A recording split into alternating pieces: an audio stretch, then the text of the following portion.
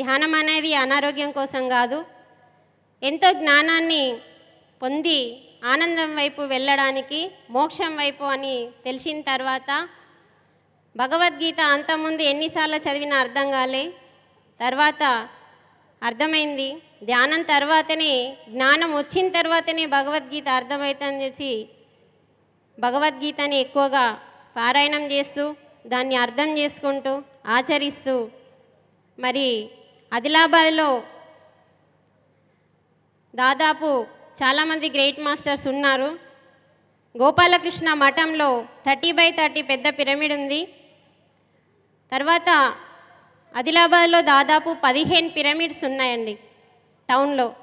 ఒక్కొక్క pyramid master చాలా సంవత్సరాల నుంచి చేస్తున్న మాస్టర్స్ ఉన్నారు కాబట్టి ప్రతి ఒక్కరి ఇంటి మీద 12x12 పిరమిడ్స్, 15 పిరమిడ్స్ గోపాలకృష్ణ మఠంతో 15 పిరమిడ్స్ ఉన్నాయి టౌన్లోనే.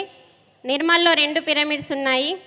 నేను ఎక్కువగా ధ్యాన ప్రచారానికి రాఘారావు సార్ క్లాసెస్కి 6 నెలలు ట్రైనింగ్ తీసుకున్న తర్వాత, న్యూటన్ సార్ దగ్గర చాలా జ్ఞానాన్ని తీసుకున్న తర్వాత, మన అన్ని ప్లేస్లలో ఒక్కొక్క మాస్టర్ ద్వారా ఒక్కొక్క జ్ఞానాన్ని తీసుకొని ఒక 3 సంవత్సరాలు ఎక్కువగా మౌన ధ్యానాలు చేయడం జరిగింది. మౌన ధ్యానం అంటే 3 days, 5 days, 21 days, లాస్ట్కు 41 days వరకు మౌన ధ్యానాలు చేసిన తర్వాతనే ఎంతో జ్ఞానాన్ని సంపాదించుకున్న తర్వాత ధ్యాన ప్రచారాన్ని మొదలుపెట్టడం జరిగింది. మరి ఈ ధ్యాన ప్రచారాన్ని ఫస్ట్ ఒకరోజు నేను చిన్న గ్రామంలో మొదలుపెట్టినప్పుడు డిఓ అనే ఒక సార్ విన్నాడు క్లాసు. మాకు ప్రతి స్కూల్లో పిల్లలకి మోటివేషన్ క్లాసెస్ చెప్పాలని చెప్పి ఆదిలాబాద్ నుంచి నాకు డిఓ సార్ సిగ్నేచర్తో సహా ప్రతి గ్రామంలో ఉన్న గవర్నమెంట్ స్కూల్లో ఖచ్చితంగా చెప్పాలి అమ్మ అని చెప్పి తన సిగ్నేచర్తోని ఒక లెటర్ రాసి నాకు ఇవ్వడం జరిగింది. అలా నేను కరోనా కంటే ముందు నుంచి, తర్వాత కరోనా తర్వాత దాదాపు కొన్ని వందల స్కూళ్ళల్లో, అది కాలేజెస్ కానీ స్కూల్స్ కానీ, పిల్లలకి ప్రత్యేకంగా ఆడవాళ్ళకి గర్ల్స్కి ప్రత్యేక క్లాసెస్ కానీ తీసుకుంటూ వాళ్ళకి భగవద్గీత గురించి చక్కగా వివరిస్తూ దాదాపు ఒక 100 స్కూళ్ళల్లో తీసుకోవడం జరిగింది.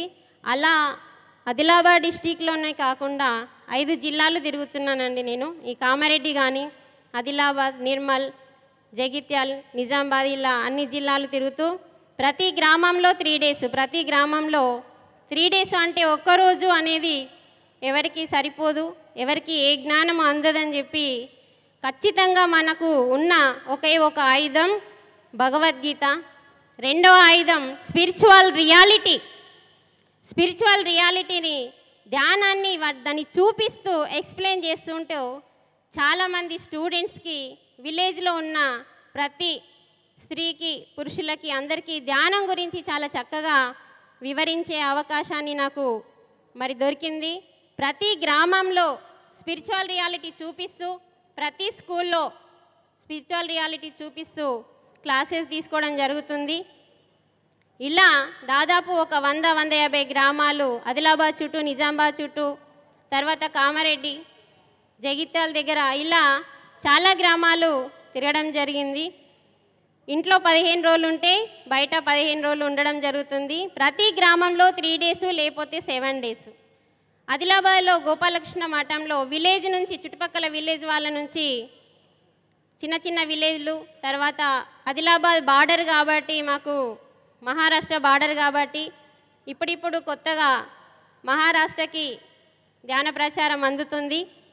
మరి ఇప్పుడు ప్రతి పౌర్ణమికి, అమావాస్యకి కూడా గోపాలకృష్ణ మఠంలో 30x30 పిరమిడ్లో కూడా గ్రామస్తులందరి నైటు వచ్చి మరి పౌర్ణమి మెడిటేషన్ కండక్ట్ చేయడం జరుగుతుంది. అంతా చాలా అద్భుతంగా జరుగుతుంది. ఈరోజు మరి గీతా జయంతి కాబట్టి అందరికీ గీతా జయంతి శుభాకాంక్షలు. మరి గీత అంటే మన జీవితంలో ఎంతో గొప్పది, మన రాతని మార్చుకునేది కాబట్టి ఒక చిన్న పాయింట్ చెప్పి నేను క్లోజ్ చేస్తాను. ఎందుకంటే బాసరలో బ్రహ్మర్షి సుభాష్ పత్రిజీ మన పెద్దాయన అని ఎందుకు అన్నానంటే, పెద్దల మాట చద్దన్న మూట అని మనకు ఇంత ముందటి నుంచి, మనకు చిన్నప్పటి నుంచి నేర్పుతున్నారు. పెద్దలు అంటే మన ఇంట్లో ఉన్న వయసు పండిన వాళ్ళు అనుకున్నాం. ధ్యానంలోకి రాకన్నా ముందు, ధ్యానంలోకి వచ్చిన తర్వాత పెద్దలు అంటే వయసు ఎక్కువ ఉన్నవాళ్ళు కాదు, జ్ఞానంలో ఉండి ఆత్మజ్ఞానం వైపు తీసుకునే ప్రతి ఒక్కరూ పెద్దవాళ్ళు వాళ్ళ పెద్దల మాటని చద్దన్న మూటగా కట్టుకొని మనం ఆచరించాలని ఈ ధ్యాన మార్గంలోకి వచ్చిన తర్వాత మన పెద్దయిన ద్వారా మన గురు ద్వారా మనకు తెలిసింది. కాబట్టి మరి ఈరోజు గీతా జయంతి కాబట్టి చాలామంది గీతని సంస్కృతంలో ఉండడం వల్ల ఒక్క నిమిషం మాత్రమే మాట్లాడి క్లోజ్ చేస్తాను.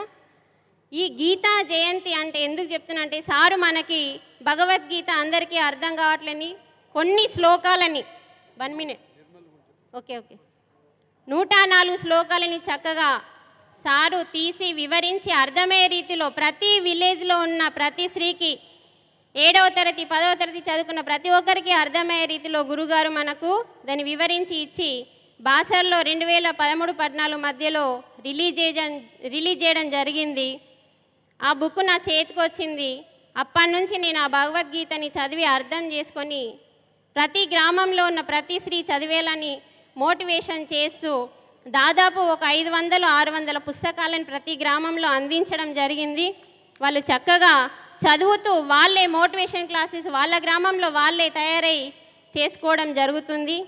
అందుకనే గీత అందరికీ అర్థం కాదు, కేవలం ధ్యానులకు జ్ఞానులకే అర్థమవుతుంది. కాబట్టి బయట చాలామంది గీతని చదువుతున్నారు, పారాయణం చేస్తున్నారు, కానీ గీత అర్థం కాక గీత మాకు వస్తుంది, మేము చేస్తున్నాం, మేము చదువుతున్నామంటే ఫస్ట్ మీరు శాకాహారులా అన్నది ఒకరోజు అడిగినప్పుడు మేము శాకాహారులం కాము, కానీ గీత మాకు వస్తుంది చదువుతున్నామంటే ఇంకా మీకు గీత అర్థం కాలేదు, మీరు గీతని చదివి అర్థం చేసుకొని ఫస్ట్ శాకాహారులుగా మారండి అని ప్రతి గ్రామంలో మోటివేషన్ చేస్తూ మరి నిర్మల్ గ్రామం కానీ నిర్మల్లో ప్రతి అపార్ట్మెంట్లలో చాలా హౌజెస్ ఉంటాయి కాబట్టి మరి నిర్మల్ జిల్లాలో అపార్ట్మెంట్లలో అక్కడ 2 పిరమిడ్స్ ఉన్నాయండి.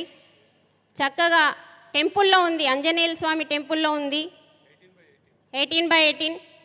అది చాలా అద్భుతమైన పిరమిడ్ అండి. మరి పంచముఖ హనుమాన్ మందిర్లో ఉంది, అది శ్వాసపుత్రుడి దగ్గర మన శ్వాసమే ధ్యాస అనే పిరమిడ్ ఉంది, చాలా అద్భుతంగా ఉంది. నిర్మల్లో కూడా ఇంకొక పిరమిడ్ కూడా బయట ఉంది. మరి అన్ని అపార్ట్మెంట్లలో అక్కడ క్లాసెస్ జరుగుతున్నాయి, అక్కడ కూడా చాలామంది గ్రేట్ మాస్టర్స్ ఉన్నారండి. మరి ఇలా జరుగుతుంది, తర్వాత ముందుకు తీసుకెళ్ళాలి. ఆదిలాబాద్లో మేము బీజేపీ నుండి మన పాయల్ శంకర్ గారు ఇక్కడికి ఆహ్వానించినాం, త్వరలోనే రాబోతున్నారు తను కూడా.